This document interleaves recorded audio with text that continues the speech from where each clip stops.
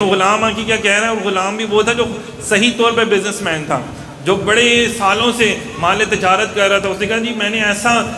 تاجر دیکھا ہی نہیں زندگی میں، اتنی اچھی انہوں نے بہترین تجارت کی کہ جو ہمیں پہلے منافع ہوتا تھا اور جائز منافع، اور اس دفعہ تو ہمیں بہت زیادہ منافع ہوا۔ اور پھر اماں خدیجہ الکبریٰ رضی اللہ تعالیٰ عنہ نے شادی کا پیغام ایسے نہیں بھیج دیا تھا، انہوں نے جب ایک تو یہ باتیں سنی حضور صلی اللہ علیہ وسلم کی شان کاروبار کے حوالے سے، اور دوسرا انہوں نے کیا دیکھا کہ جب سرکار مدینہ علیہ السلام تشریف لے کے جا رہے ہیں تو آسمان سے جو بادل کا ٹکڑا وہ بھی حضور کے اوپر سایہ کر رہا ہے، ناسخت دھوپ ہے لیکن حضور کے اوپر سایہ، کیسی بات ہے نا۔ اسی طرح جو ارد گرد جو پتھر ہیں، جب سرکار تشریف لے کے جاتے ہیں، بھیڑ بکریاں وہ بھی اپنا سر جھکا لیتے ہیں، مطلب ہر شے حضور کو سجدہ کر رہی ہے۔ یہ کتنی بڑی بات ہے کہ ہر شے، حضرت ابوبکر صدیق رضی اللہ عنہ فرمایا تھا نا کہ یا رسول اللہ یہ دیکھ کر، یا رسول اللہ ہمارا بھی دل کرتا ہے ہم بھی آپ کو سجدہ کریں، تو آپ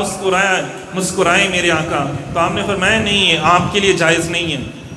یہ آپ کے لیے، انسانوں کے لیے جائز نہیں ہے۔ دل تو کہہ رہا تھا بڑا، جب دیکھا کہ یار اونٹ بھی حضور کی بارگاہ میں سجدہ ریز ہو رہے ہیں، جب دیکھا کہ بکریاں بھی سجدہ ریز ہو رہی ہیں، جب دیکھا کہ پتھر بھی جھک جاتے ہیں، جب دیکھا لوگوں نے کہ ایک ستون ہے، جب سرکار مدینہ علیہ السلام اس کو ہٹانے کی بات فرماتے ہیں تو وہ رونے لگ جاتا ہے۔ اندازہ کریں وہ ستون بھی رونے لگ جاتا ہے، وہ ستون اب انسان نہیں تھا کوئی، وہ لکڑی کا بنا ہوا تھا، ایک ستون عام سا ستون سا تھا، لیکن وہ بھی رونا شروع ہو جاتا ہے۔ وہ ممبر کہتے ہیں نا، ممبر جس پہ سرکار تشریف فرما ہوتے تھے، تو اس کو بھی سرکار کی جدائی جو تھی وہ گوارا نہیں تھی۔ یا رسول اللہ کہ مجھے اب آپ کی جدائی گوارا نہیں ہے، تو کسی چیز کو بھی، تو یہ کیسے عجیب سے لوگ ہیں جن کو سرکار کی جدائی گوارا ہو جاتی ہے۔ تو مل کے ہم سب نے بس درود و سلام پڑھنا اس مہینے میں، رحمتوں برکتوں کی لوٹ سے لگی ہوئی ہے، بس ہم نے اس کو زیادہ سے زیادہ حاصل کرنا ہے انشاءاللہ تعالیٰ۔ تو یہ میں نے بھی آپ کے سامنے چند ایک واقعات بیان کیے جو حضور کی ولادت سے لے کر نبوت کے اعلان تک تھے۔ انشاءاللہ آگے مکی زندگی کا انشاءاللہ بیان کیا جائے گا، اور پھر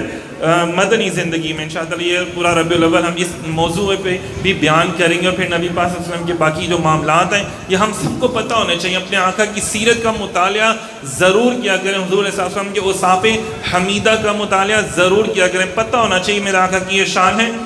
اور یہ آگے لوگوں کو بتائیں بھی۔ دیکھیں ہم نے تعلیمی کورس اس صاحبان یا وجہ ساتھی کو، بھائی بہن دوستوں کو ضرورت ہے تو وہ لے بھی سکتا ہے، اور لیں گے تو میں زیادہ خوشی ہوگی، پتہ چلے گا کہ یار آپ کا دل کرتا ہے پڑھنے کو، اور جب کوئی نہیں لے گا تو پتہ چلے گا یار کتنے عاشق بیٹھے ہوئے ہیں، میرے منہ تو عاشق نہیں تھے، یہ کہڑے ٹڈو عاشق نے، اور ٹڈو عاشق بننا ٹھیک ہے نا، اندر سے حضور کا عاشق بننا، اور جو عاشق ہوتا ہے نا اس کا دل کرتا ہے یار جیسا میرے محبوب نے کیا میں بھی ویسا ہی عمل کروں گا، اور وہ کب کرے گا؟ جب اس کو پتہ چلے گا کہ میرے آقا نے یہ عمل مبارک کیا ہے۔ بہت شکریہ، جزاک اللہ خیر۔